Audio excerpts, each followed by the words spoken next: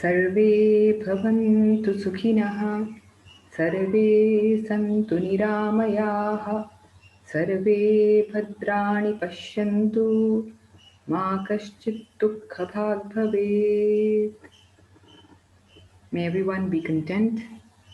May everyone be free of disease. May there be no suffering. And may everyone see auspicious sights. This is the prayer that we began with in the first session.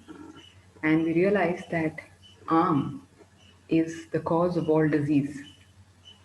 So now let us understand how we can prevent formation of arm, which is the cause of all disease. And this is the irony of modern life, that we go in for toxic pills and surgeries and the latest kind of medicines, but often don't bring about that change in lifestyle, which can be very significant. So what is there in the diet or the lifestyle which we can change to prevent formation of arm or toxins? As we discussed last time, that the onus lies as much on the patient as much as it does on the physician. In fact, in Ayurveda, they say that there are 4 pillars of treatment. So the first is the physician, the second is the patient himself, the third is the herb or the drug that is being used, and the fourth is the attendant. So why does the onus lie on the patient?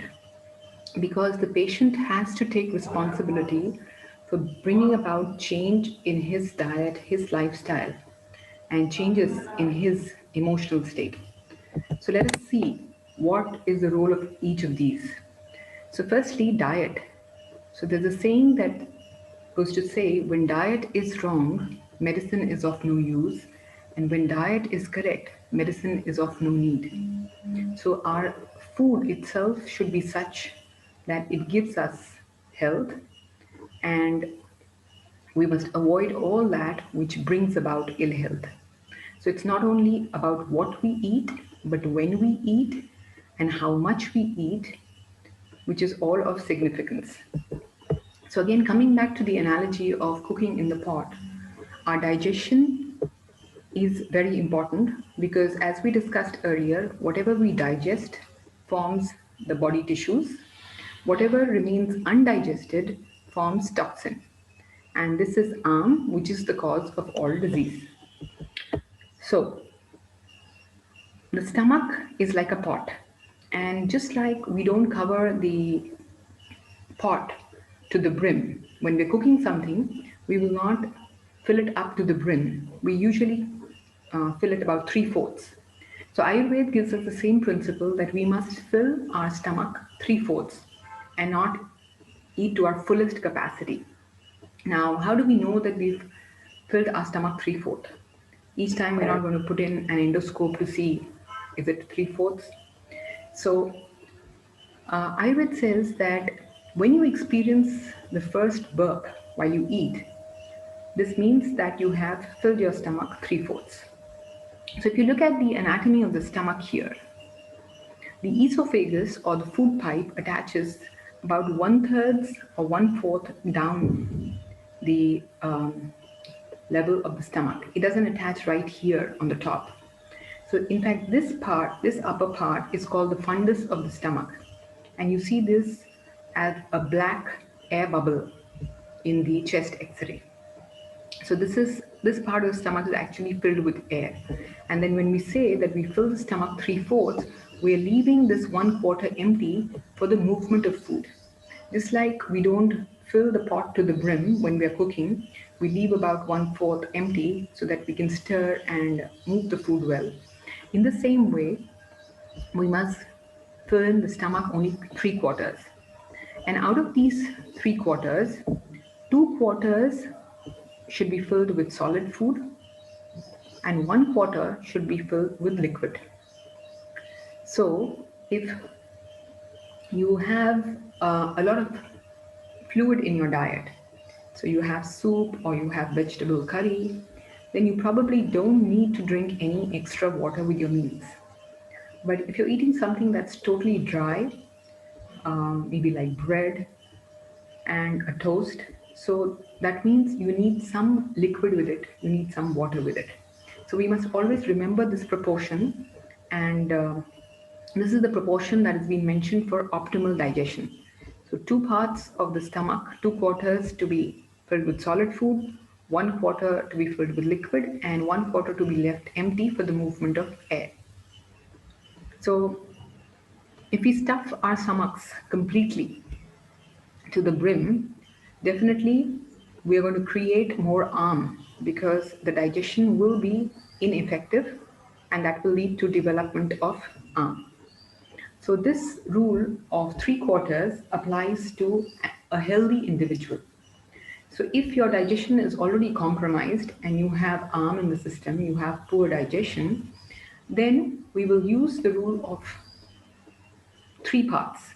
That is, instead of 4 parts, we divide the stomach into 3 parts, and 1/3 of the stomach should be left empty. So instead of leaving 25% empty, now we must leave 33% empty.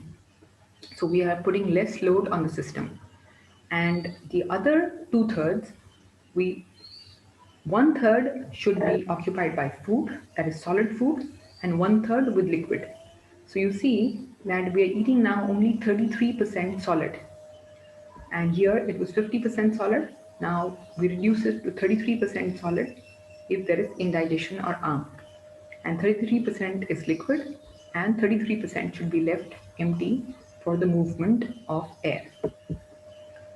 So another beautiful saying which says 1/4 of what you eat keeps you alive, and the other 3/4 keeps your doctor alive. Which means to say that most of us end up eating much more than the body really requires. So every time you eat more than the body can digest, you're creating arm in the body, and that arm is the toxin which is going to affect all the organs and cause disease. So we must always eat according to our digestive ability. Now, it's important to protect the digestive fire, as we already discussed in the very definition of health, that the fire is very important. So it said the one who has balanced fire is healthy. So it's important to protect the digestive fire. If we drink large quantities of water along with our food, and also cold water, it is going to dampen the fire. And once it dampens the fire or Agni, that is going to create more harm and lead to disease. So the habit of drinking refrigerated water or ice cold water with meals is actually very harmful, because all the enzymes, all the metabolic processes in the body work optimally at 98 degrees Fahrenheit or 37 degrees centigrade. And if we put in cold water, which is at say 0 degrees or 4 degrees centigrade, it is going to adversely affect the enzymatic activity. Just like we don't cook with cold water from the refrigerator when we're cooking in a pot, in the same way we should not drink cold water with our meals, because that is going to put out the digestive fire. Drinking your solids and eating your liquids.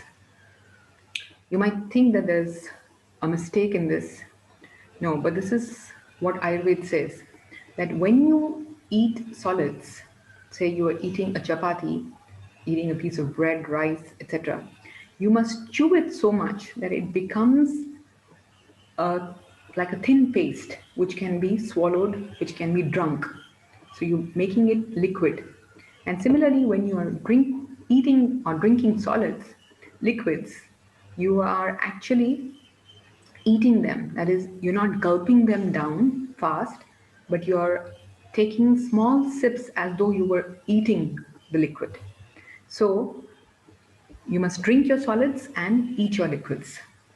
So the importance of this is that, again, going back to the analogy of cooking in a pot, just like you have a vegetable, say for example here a cauliflower, if you break it up into 4 or 5 big pieces and try to cook it in the pot, it's going to take a long time. But if you finally chop up the vegetables and you saute, it will cook very easily. What if you were to puree these vegetables in a blender and then cook? It will cook in no time.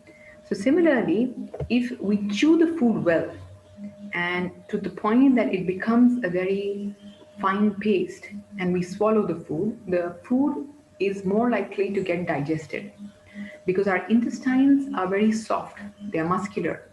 There are no teeth or sharp objects in the intestine which can cut up the food into small particles.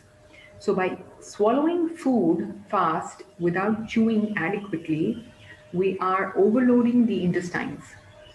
And we have seen in many diabetic patients that those who do not chew well, by just making them chew the food really well, and often there are old patients who don't have dentures, so they swallow the food without chewing adequately, and they have high blood sugar. And by just providing them a denture and asking them to sit and count the number of times they chew their food. So we tell them that approximately each bite should be chewed at least 30 to 32 times. That's the number of teeth we have. And so that it is converted into a fine paste, which is then swallowed. So by doing so, the anti-diabetic drug requirement or the insulin requirement of these patients comes down dramatically. So that's how important it is to chew the food well. And also, research has shown that it takes about 20 minutes for the message to travel from the gut to the satiety center in the hypothalamus in the brain to tell us that now I'm full, I'm done, I don't want to eat anymore. So, if we eat very fast, then this message hasn't yet traveled to the brain and we tend to overeat. So, for all these reasons, we must chew our food very well. Also, the saliva contains an enzyme which is called amylase, which digests carbohydrate. And so, when we chew the food well, the food gets mixed with this enzyme, and carbohydrate digestion already begins in the mouth. So, the food is already partially digested by the time it reaches the stomach. And so, thereby, it puts less load on the stomach. And so we must remember that we must respect the digestive fire. As we already said in the verse from the Bhagavad Gita, that God says that I dwell within all living beings as that digestive fire. So this is a way of respecting that divinity which dwells within us. So we respect the digestive fire, which means that we do not eat if we are not hungry, and we eat when we are hungry. So, uh, if you eat when you're not hungry, so when you're not hungry, it means that the digestive fire is low. So, hunger is a very good indicator of fire, of the digestive fire. So, if the digestive fire is low, then there will be no appetite or there will be poor appetite. And if you eat in such a situation, then the food will not get digested because the fire is not adequate, and that will create harm. Similarly, when you don't eat, when you have a roaring fire, that means you have an appetite and you don't eat, then what happens? Then the fire, in the same example of the pot, so you don't put in any food into the pot and you have a big flame underneath. It's going to burn the pot. In the same way, when we don't eat, when we have a good appetite, it begins to burn first the stomach, which is the pot, and slowly, after the pot catches fire, even the whole room can catch fire. In the same way, initially we get acidity because the stomach is burning, and if we continue to do that, if that becomes a routine, then actually the body begins to burn, which means that there is degeneration in the body. So there is an increase in Pitta and Vata, and we'll understand that better when we understand what Vata, Pitta, and Kapha are. But if you just understand the example of the pot, in the same way, the body tissues, they undergo degeneration. So there's early aging and degeneration if one constantly gets into the habit of not eating when there is an appetite. Then the other thing is adhesion. Adhesion means eating before the previously eaten food has been digested. Again, going back to the example of cooking in a pot. So we have a pot here and we are cooking rice. Say it takes 40 minutes to cook, and 20 minutes later, you realize that you have more guests coming. So can you put some more uncooked rice in this? No, because if you do that, then the rice which has been partially cooked will either get burned or the freshly put rice will remain uncooked. So in the same way, when we eat before the previously eaten food has been digested, we are creating toxins, we are creating harm in the body because it hampers our digestion. Going back to the anatomy, if you see here, this is the stomach and this is the esophagus or the food pipe, and then here you have the small intestine or the duodenum. Both these ends have valves which are muscular. So you have the esophageal valve here and you have the duodenal valve here or the pyloric valve, and these valves help to keep the food in the stomach until it is partially digested. And so this valve up here prevents reflux of the food back into the esophagus. And this valve here at the pyloric or the lower end prevents the food going down into the small intestine. So the food will stay in the stomach because both these valves are closed for some time till it is partly digested. And this time is called the stomach emptying time. So this stomach emptying time will vary depending on the digestive ability and also the quality and quantity of food that has been eaten. So if you eat something which is very heavy, if you have a very heavy, rich, greasy meal, the food will take longer to be processed in the stomach and it will take longer to pass into the intestine. So it sits in the stomach for a longer duration of time, and hence the stomach emptying time is more. If you eat something that's very easily digestible, then this will go through into the small intestine in a shorter amount of time. Often we experience that if we have a very heavy meal in the morning, so we've had say pizza with a lot of cheese and dessert, etc., we feel that even by evening, we feel that the stomach is still full. You know, the upper part of the belly still feels to be full. That is because the food hasn't moved down, because it hasn't been adequately digested. So this is the stomach emptying time. And this stomach emptying time, as I said, will also depend on our digestive ability. So if we have poor digestion, again, there will be a delay in the stomach emptying time. So if we eat food before this pot has been emptied, just like when we are cooking in the pot, we will wait for this rice to be cooked completely. We will empty the pot out, wash it, and then cook a fresh lot.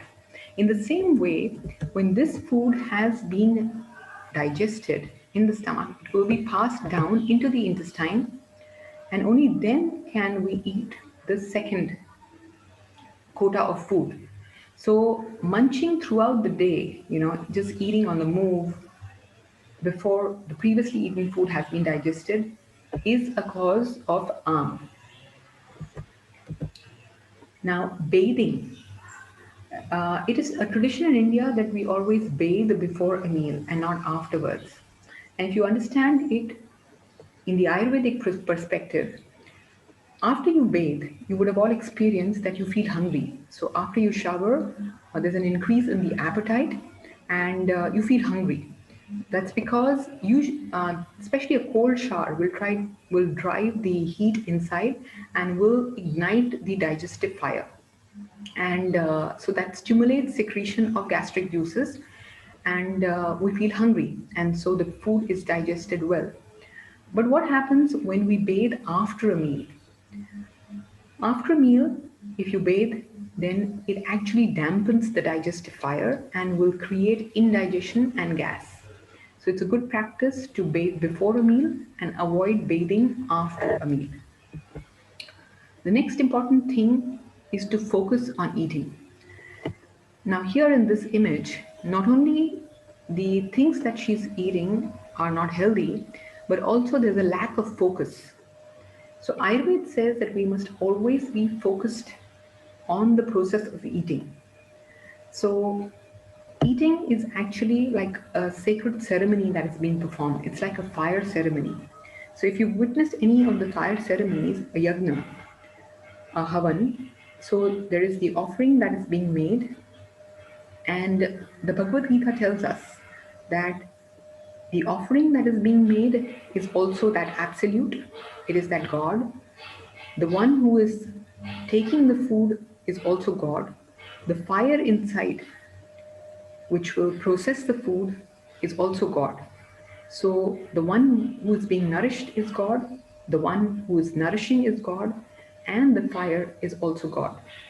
So we must be completely focused on this um, activity while we are eating, because it's a sacred activity that is being performed. We're not merely satisfying our taste buds, but we are nourishing not only the body, which is the temple for the soul that dwells within.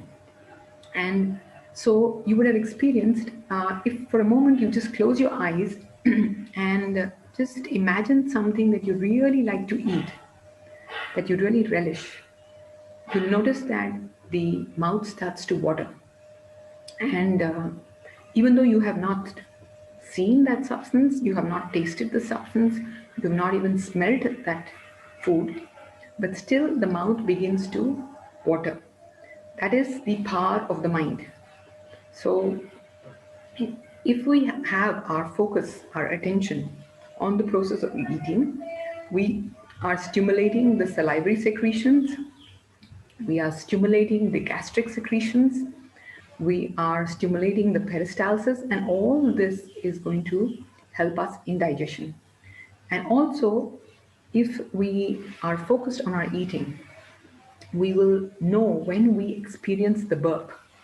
As we said, that when we burp, that is an indication that we have filled our stomach three-fourths. So the gastric air bubble, which is there in the upper part of the fundus of the stomach, is released when we eat. So going back to this example, so there is air in the upper part of the stomach here, and once the stomach is filled three-fourths, this air is released up, and that is experienced as a burp. And so if we are not focused on this activity of eating, we are focused either in the television or the computer, or we're talking to our friends, then we miss this burp. So the first time I read that the burp is an important indicator that what we've eaten is enough for us, I thought I never burp. So I've seen people burping, like they have loud burp, and so, but I never have a burp. So how will I know that I've eaten?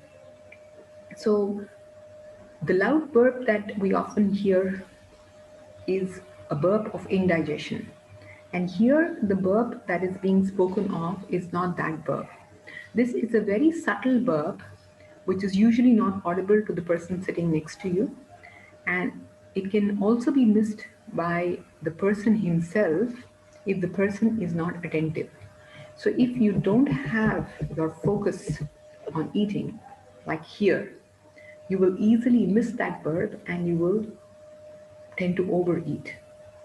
So by focusing on your eating, you will pay attention to the burp, you will eat the right quantity, and also you will facilitate your digestion by stimulating the enzymatic secretion. Now, the timing of food is also important. So we will be discussing about Vat, Pitta and Kapha later, but just to make this point here, that we have a biological clock. So you cannot eat anything, anytime, any time of the day, any time of the year. So this is the biological clock. And when the sun is the strongest in the sky, that is say about 10 a.m. to 2 p.m., is the time when our pitta is the strongest. Pitta is the fire element, and so the fire element correlates with the sun. And that is the time our pitta or the digestion is the strongest. And that is the time when we must have our biggest meal. Now, modern lifestyle is such, it's like more or less like the first figure here. So often we go to work with no breakfast or a very tiny breakfast. We might have some lunch at work, come back home late and have a big dinner. And this is how we end up becoming. Whereas the healthy option is to have a good breakfast and a very tiny dinner. Actually, Ayurveda talks about only two meals in the day. So there's the morning meal and the evening meal. So you can call it the brunch and dinner. But for convenience, we often break our meals into three meals. So the breakfast should be the heaviest meal. In fact, it should be brunch, that is one meal in the morning. And depending on our work hours and our schedules, we could interchange breakfast and lunch in terms of quantity, but definitely the morning meal should be the heavier of the two, and dinner should be very light. And the dinner should always be around sunset. So if we eat much later beyond sunset, we are eating at a time when there is inadequate digestive fire, because the digestive fire is related to the sun. So when the sun is the strongest, our digestive fire is good, the enzymatic activity in our intestines is good, and we digest the food. But when we eat late at night, when there is no sun, the enzymatic activity in the gut is very minimal, and that leads to indigestion and accumulation of arm. And what do we do after a meal? So we walk 100 steps after a meal. Ayurveda calls this Shatapadi. Shata means 100 and Padi means steps. So you walk 100 steps, which is just leisurely steps. Then sit in Vajrasan for 10 to 15 minutes, and then lie down in the left lateral position, that is, with your left shoulder lower and the right shoulder higher. So, and it's important to lie in this position for about 10 to 15 minutes and not to fall asleep. Because if you fall asleep after a meal, that dampens the fire and creates more arm.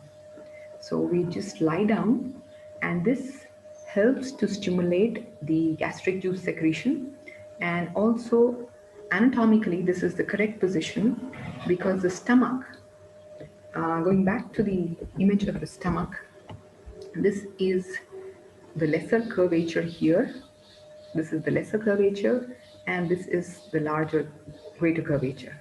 So the stomach is on the left side of the abdomen, and so when we lie down on the left side, this greater curvature is placed on the lower aspect, so there is less chances of reflux back into the esophagus. And also this stimulates our right channel, that is the Pingala Nadi. So we do the Anulom Vilom Pranayam, and if you understand the rationale behind the Anulom Vilom Pranayam, so we have the right nostril, which is related to the sun channel, which is the Pingala Nadi, and then we have the left nostril, which is the Ida Nadi. So if you, for a moment, place your thumb on the right nostril, close your right nostril, and breathe out and in through the left nostril, close the left nostril, and breathe out and in through the right nostril. So this is the Anulom Vilom Pranayam, which is the balancing pranayam. So the left nostril is the Ida Nadi, which is the cooling channel, and which is the sun, moon channel. The right nostril is related to the sun channel, which is the Pingala Nadi, which is the heating side. So if you've just done this, you'll notice that there is a difference in the airflow or the flow of breath in the left and the right. One will be more than the other. And this keeps alternating or switching every 2 hours in the day. So for 2 hours, you will notice that the left nostril has more airflow, and the next 2 hours, the right nostril has more airflow, and so on. So this keeps alternating every 2 hours. So if you were to add up throughout the day, you will see that the left nostril adds up to 12 hours and the right nostril adds up to 12 hours. So this is in a state of balance.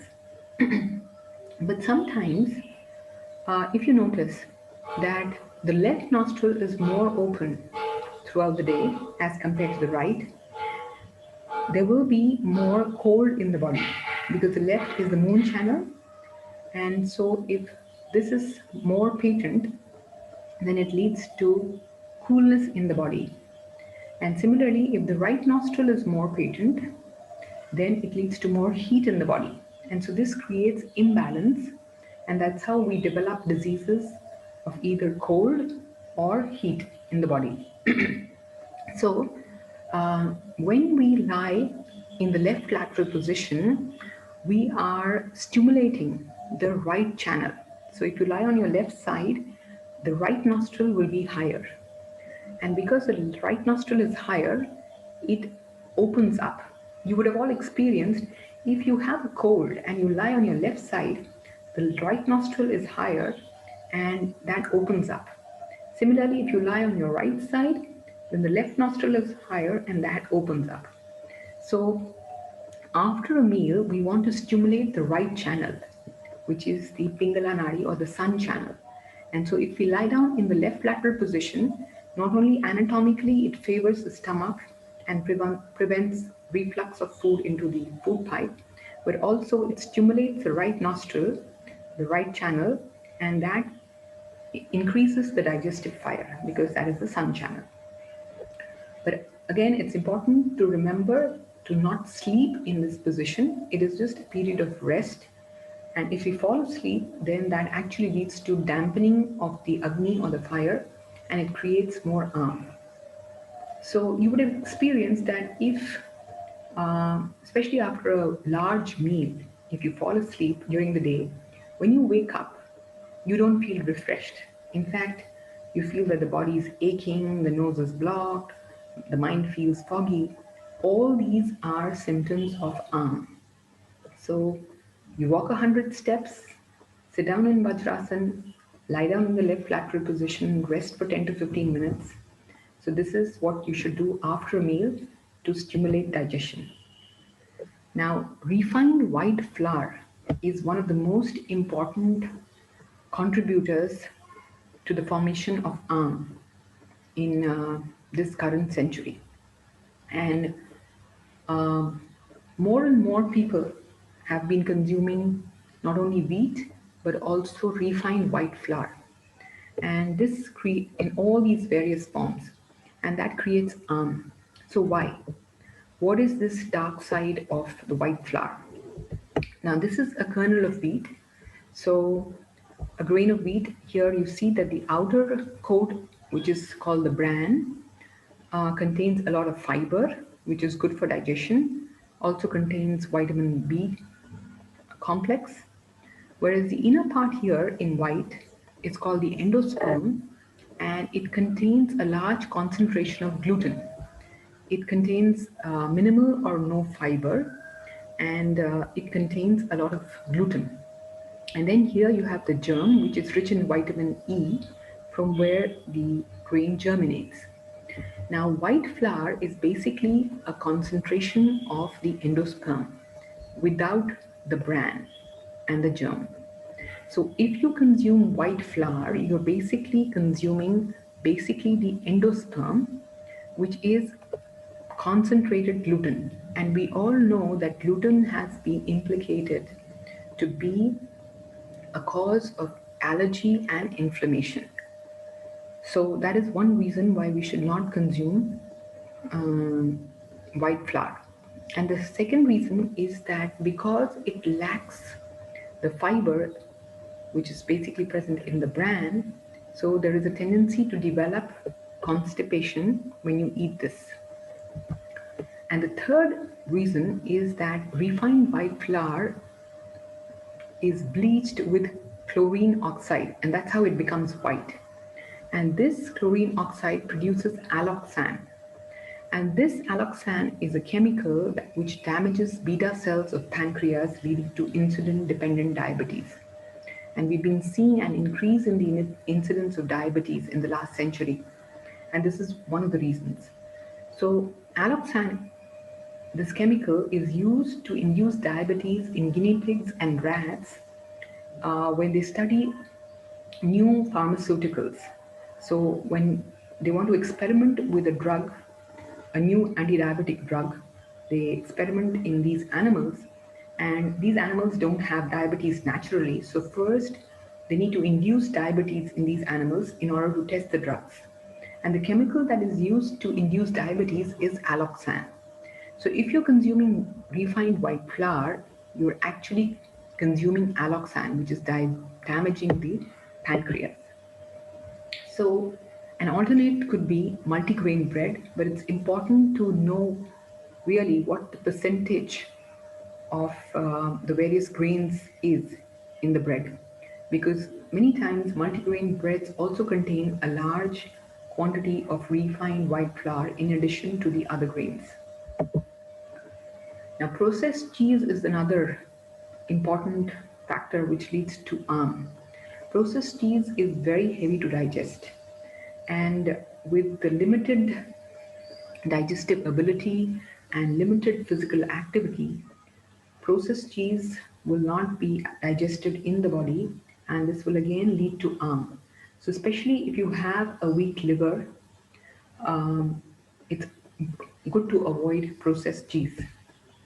So, it's important to include millets in the diet. In the previous century, we populations all over the world had more millets in their diet. It is after the Green Revolution that people have started consuming a lot of wheat in the diet. And different millets grow in different parts of the world, and they are all very rich sources of nutrients. And wheat is a complex grain to digest because it contains gluten. And after the Green Revolution, most of the strains that are cultivated are hybrid strains, which are even more complex to digest. And so, therefore, there has been an increase in the incidence of gluten allergy and inflammation that is being caused by this wheat. So, it's good to include millets in the diet for many reasons. Not only are they gluten free, but also they are very rich sources of nutrients. Different millets contain different micronutrients. Some are rich in iron, others are rich in calcium, and so on. And also, they are quite pest resistant, so they don't easily get infested with the pests, and therefore they tend to be more organic, and also they require much less water to grow. So it is also good for the ecological balance if we consume millets. So there are many millets that we can consume. There's all these are examples of gluten-free grains. There's quinoa, sorghum, millets, rice, amaranth, buckwheat, and there are many of them, different strains growing in different parts of the world. Another important principle to understand is that Ayurveda says that grinding a grain makes the grain heavier to digest. So, for example, here we have taken the wheat grain. So, here we have split wheat. So, this is, we can cook split wheat and as a porridge, and then we have here it becomes finer as semolina or couscous, and then this is whole wheat flour, and then it becomes finer here and we have refined white flour. So if you go down this way, the grain is becoming finer and finer. So this is closest to its original form, wheat, and then it becomes finer, finer, and refined flour is the finest. So as you make it finer, it becomes more and more heavier to digest. So this is true for any grain. So whether you're using wheat or rice or millets, this is true for all grains. And then the second principle that Ayurveda states is that roasting the grains makes the grain lighter to digest. So if you were to roast the split wheat, dry roast it before cooking it as a porridge, it makes it lighter to digest. So we can make use of these principles to make the food that we eat lighter and easier to digest. Now, a word about intermittent fasting. Intermittent fasting is a very important principle. Um, so here we eat for about 8 hours and fast for about 16 hours. So the first meal of the day, as I said, if you have just 2 meals in the day, so the first meal is around say 9 a.m. and the evening meal is around 6 or 7 p.m. around sunset. That means we have eaten about 8 or 9 hours apart, and then at night we get 16 hours when we don't eat. So this is a very, very sound concept because we are eating when there is good Agni or good fire, and this 16 hours is actually giving the time body. It is giving the time to the body to digest or metabolize all the arm that has accumulated in the body. So this concept of intermittent fasting helps with all kinds of chronic inflammatory conditions which have a lot of arm as the basic pathology behind the condition. Also, it is good to fast during a fever. Again, the same concept of arm. The body manifests with fever when there is an accumulation of arm. So we have a thermoregulatory center in the hypothalamus in the brain, which keeps our body temperature constant at say 37 degrees centigrade, or if you measure in Fahrenheit, 98.6 degree Fahrenheit.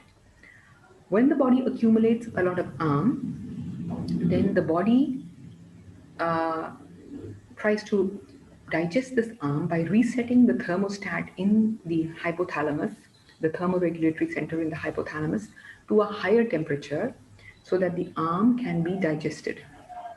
And therefore, it is important to fast during the fever, because if we eat during the fever, we are only adding to the backlog of arm. So if we fast, the body can digest all the arm that has been accumulated. And often, if you take antipyretic medicine, that is a medicine which will bring down the fever, like a paracetamol or a crocin, you need to eat before that, because otherwise it will cause gastritis or acidity. And so, not only the fever is actually a protective mechanism of the body.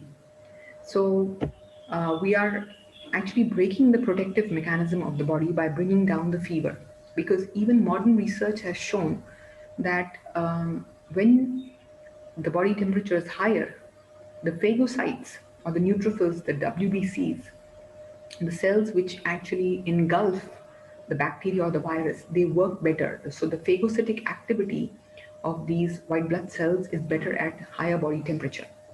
So we are hampering this protective mechanism, and also the food that we are going to eat before taking in the medicine is going to further add to the load of arm. So therefore, it is good to fast during the fever and take herbs which will actually detox the body. So bitter herbs which work through the liver will help to detox the body, will help to actually digest the arm. So rather than just bringing down the temperature by taking in a tablet, we are actually trying to detox the body by fasting and taking in herbs which will bring down the fever. So this is the same concept which applies to small frequent meals.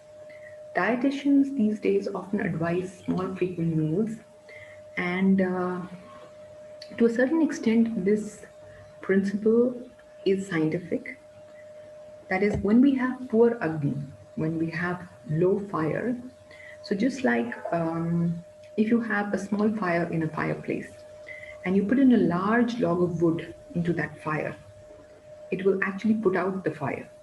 So even though the wood is fuel for the fire, but it is going to put it out because it is out of proportion to the fire. So we must, instead of taking the large log, if we break it up into tiny pieces and add one piece at a time, it will help to kindle the fire. And once that small piece has been consumed, we can add in the second piece and so on. So this is the same concept of small frequent meals. When the digestive fire is low, if we eat a large quantity at one time, it will put out the fire and it will cause indigestion and create harm. But if we break that meal up into small portions, then we can consume one portion and wait for it to get digested and then have the second meal after some time. But again, it's important to remember that it is small, frequent. Often people don't remember small, they remember only frequent and they keep eating every 2 hours, irrespective of the fact of whether they have digested the previously eaten meal or not. As we already discussed, the previously eaten meal should be digested completely before we eat the next meal. So, as long as we maintain that, we can divide the food into small meals. And also, we must remember that the last meal should not be much after sunset because the digestive fire becomes very low after sunset. So, remembering these two principles, that is, not making dinner later than sunset and also not eating before the previously eaten meal has been digested, we can break up the food into smaller portions, and this will also aid in clearing up and then the concept of incompatible food combination. This is another very important reason of creation of arm. Um, Incompatible food combination is the combination of two different foods which, if eaten separately, are good and beneficial, but when combined together, they create toxins in the body. So, the Ayurvedic texts have a long list of such foods, and that list will be provided to you. But to remember some very common examples uh, are milk is incompatible with many things. So milk is incompatible with fruit.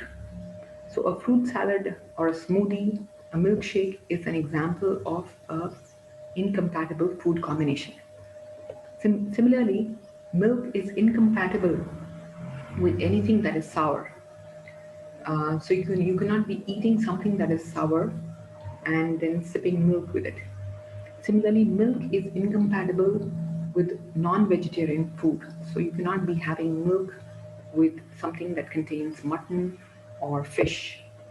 In fact, the combination of fish and milk actually gives rise to leukoderma, which is white patches on the skin. Similarly, milk cannot be combined with yogurt. Milk cannot be combined with sea salt. So you cannot be eating something salty and have milk with that. So a very common or a typical example of an incompatible food combination is a continental breakfast, which has bread, which has egg, which has milk, and orange juice. So this is a totally incompatible food combination, and this will only create more and more toxins in the body. So to sum up, we must pay attention to what we eat, when we eat, how much we eat.